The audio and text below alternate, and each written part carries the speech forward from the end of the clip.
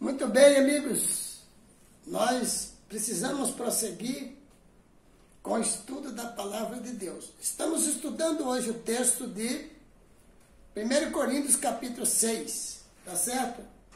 Mostrando ali o perigo da imoralidade, no sentido físico, literal e também no sentido espiritual. Porque Deus deixou uma verdade absoluta na Bíblia. E esta verdade se revela dizendo que eu sou o caminho, a verdade e a vida. João 14, 6. Esta verdade, Jesus Cristo é a verdade. Ele tem a sua verdade, os seus ensinos. Apocalipse 3,18, ele diz o seguinte: compre de mim ouro puro, compre de mim vestes brancas para se cobrir a nudez, compre de mim colírio para os seus olhos. O que é que ele estava vendendo, meu amigo? Esta verdade dele, estes ensinos que ele trouxe do Pai. E eu pergunto, receberam os ensinos dele? Receberam ele? A Bíblia diz, veio, João capítulo 1, para os seus, e os seus não o receberam. Não o receberam. Agora eu pergunto para você que está com a Bíblia na mão e que diz que segue a Jesus, como é que está a temperatura aí onde você está? As pessoas estão te recebendo de bom grado? Você está tendo apoio aí onde você está pregando o Evangelho?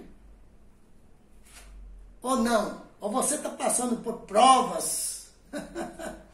Você está passando por perseguições e ainda assim tem que pregar a verdade? Só passa por perseguições, só passa por prova alguém que traz uma verdade aonde ela não é aceita. Porque se você traz uma mensagem que todo mundo aceita, aonde é que vai haver perseguição? E se esta verdade que todo mundo aceita estiver como a verdade de Jesus Cristo, então não está certo. Porque o que aconteceu com ele está dizendo que não está certo. Ele trouxe uma verdade. Essa verdade foi rejeitada. Ele foi espancado, ele foi morto, ele foi caluniado, certo? Para cumprir as Escrituras, mas não receberam. Então, não pode ser essa verdade que está sendo abraçada na terra, você não acha? Pois é, meu amado. Agora, qual é a verdade que vai trazer a salvação? É aquela verdade que está sendo em peso aceita ou é aquela verdade que o povo rejeita? Como rejeitou Jesus? O que você acha? Então, meu amigo, olha a temperatura aí do seu ambiente aí. Se não está acontecendo provas contigo, se não está acontecendo perseguição nenhuma contigo, se não está acontecendo nada, se você está, de fato, mil maravilhas, eu digo para você o seguinte, cuidado. Cuidado que nem tudo que reluz é ouro. Nem tudo que se diz sim é sim. Certo, meu amado? Então você tem que conferir pela Bíblia.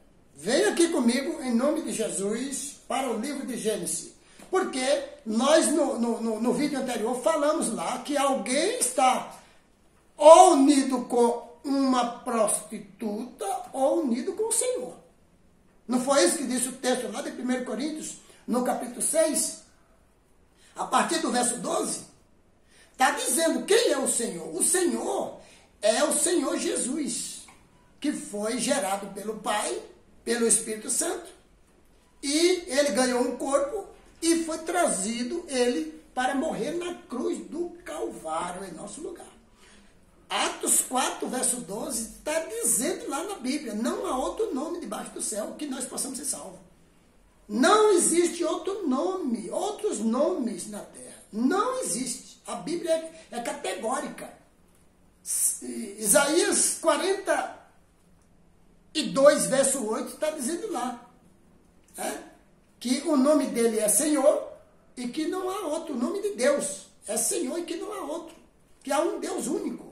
Jesus Cristo é o seu Filho que veio morrer na cruz para nos trazer a redenção, a remissão dos nossos pecados, né, e nos purificar de tudo. Jesus Cristo, que morreu na cruz do Calvário. Então aqui, o livro de Gênesis, no capítulo 2, o verso 7, está dizendo aqui, ó. Está dizendo aqui nas Escrituras, aqui, ó. Pega a sua Bíblia aí, meu amigo, aqui, ó. Então o Senhor Deus formou o homem do pó da terra e soprou em suas narinas o fôlego de vida, e o homem tornou-se um ser vivente. Ele não era um ser vivente. Então Deus fez o homem do pó da terra, depois soprou nas narinas do homem, o homem se tornou um ser vivente, certo? Então Deus fez o homem e soprou. Então duas coisas, dois ingredientes, pó da terra e o sopro de Deus no homem. Ele se tornou alma vivente, pessoa. Ezequiel 18, verso 4. Alma é pessoa. O fôlego de Deus com o pó da terra. O homem se tornou alma vivente, pessoa. Alma é uma pessoa, uma alma é uma pessoa. Ele não tem uma alma. Isso foi trazido nesta prostituição. Isso foi trazido para ensinar para você que o homem tem uma alma. Quando ele morre, o corpo vai para a terra, o espírito volta para Deus e a alma vai para onde? Você vê aí, ó, pessoas com a Bíblia na mão ensinando isso aí. A Bíblia está dizendo que não existe. Vem comigo. Eclesiastes capítulo 12. Pega aí. Eclesiastes capítulo 12. Olha o que está escrito aqui, ó. O pó volte ao pó como era. E o espírito volte a Deus. Cadê a alma? Cadê a alma que a pessoa tinha? Ela foi para onde? Então, meu amado, são ensinos prostituídos. Ou está unido com o Senhor, ou está unido com uma prostituta. Falando de maneira espiritual aqui, para você entender que Deus usa as coisas do nosso cotidiano para relatar uma verdade espiritual, para mostrar com quem eu e você na terra devemos estar unidos, formando um espírito com ele. Um espírito. Se você estiver unido a uma prostituta, você vai formar um corpo com ela, não um espírito, certo? Falando de maneira espiritual. Quando Deus diz, não terás outros deuses diante de mim. Êxodo 20, verso 3. Mas esta prostituta que está escrito na Bíblia, ela mexeu na palavra de Deus. E prostituiu a verdade. Por isso, se você não investigar, você vai também estar unido, certo? Com ela e não vai estar unido com o Senhor, formando um espírito com ele. E aí é onde está o perigo. Porque quando ele vier nas nuvens dos céus, a Bíblia diz que vai haver a primeira ressurreição naquele momento da sua vinda, e 1000 anos depois vai haver a segunda. Quem não fizer parte da primeira ressurreição, porque não estava unido com o Senhor, estava unido com esta prostituta, ficou para a segunda.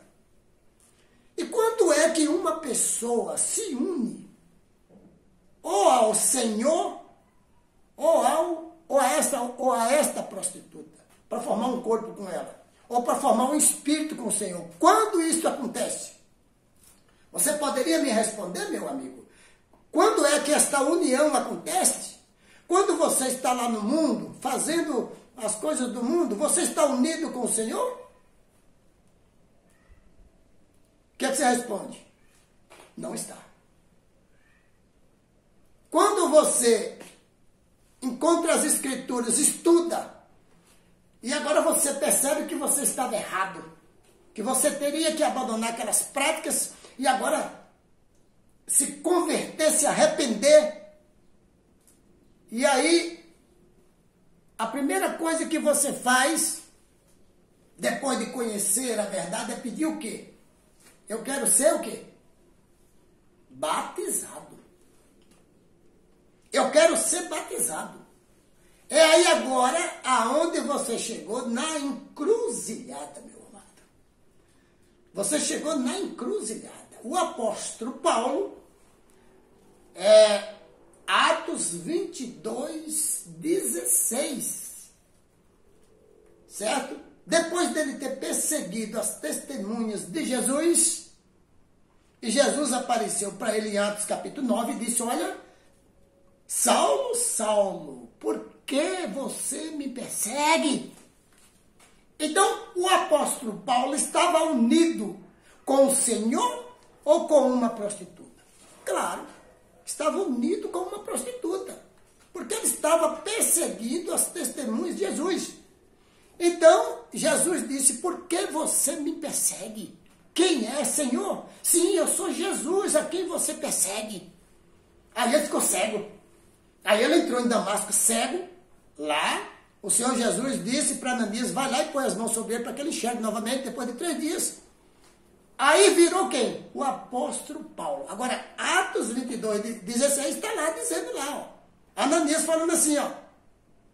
Levanta-te, Paulo, Saulo, lava os teus pecados, invocando o nome dele. Invocando o nome dele, o nome de Jesus Cristo.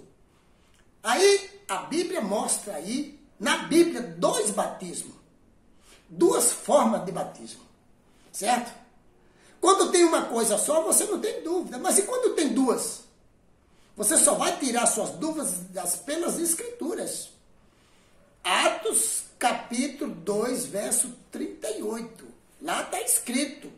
Arrependam-se, primeiro, e sejam batizados em nome de Jesus Cristo para o perdão dos seus pecados e recebereis o dom do Espírito Santo. Olhe bem, arrependam-se primeiro, depois disso sejam batizados em nome de Jesus Cristo para o perdão dos seus pecados e recebereis o dom do Espírito Santo. Esta é uma forma de batismo estabelecida pela Bíblia, bíblico, que o apóstolo Paulo passou por ela. Lídia passou por ela. Capítulo 8 de Atos, Filipe batizou um eunuco, passou por ela. Lá, Atos capítulo 2, quando desceu o Espírito lá em Pentecostes, houve quase 5.000 pessoas que se batizaram em nome de Jesus, porque aquele batismo ali, os seus apóstolos não iam batizar outro batismo. Então você vai caminhando na Bíblia e você vai percebendo 2 formas de batismo. Mas tem a outra forma de batismo. Mateus 28, 19. Ide a todo mundo fazer discípulos. Fazer discípulos. Batizando-os em nome do Pai, do Filho e do Espírito Santo. Qual das 2 você acha que está coerente com Jesus? Com o Senhor? Qual das 2? Você tem que comparar. Eu não estou aqui jogando pedra em ninguém, ou desfazendo de ninguém, não. Não foi eu que criei a Bíblia, não fui eu que mexi em nada aqui. Eu já cheguei no século 21. Nasci nesse século aqui, mas fui estudar a Bíblia e descobri tudo isso aí. E estou passando para você também investigar. Porque o que importa é você ser salvo. Jeremias capítulo 8, verso 20. Tem um verso perigoso que diz o seguinte: passou a cega, findou o verão e eu não estou salvo. esse verso vai se cumprir para aquelas pessoas que não serão salvas. Jesus vai voltar e elas se perderam. Você não tem que estar nessa, eu também não, meu amigo. Que Deus nos abençoe e nos guarde. Vamos prosseguir no próximo áudio em nome de Jesus.